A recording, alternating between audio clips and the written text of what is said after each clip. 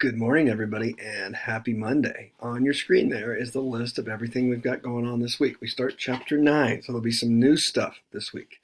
We've got our normal check-ins Monday through Thursday. We've got assignment 11, which looks like just the other assignments. Now, assignment 12 will be to join Delta Math and try the inequality assignment that I've got posted. It's something new, and I kind of like it, and I'd like you to join that. There's directions in our class stream. There'll be our normal quiz Wednesday.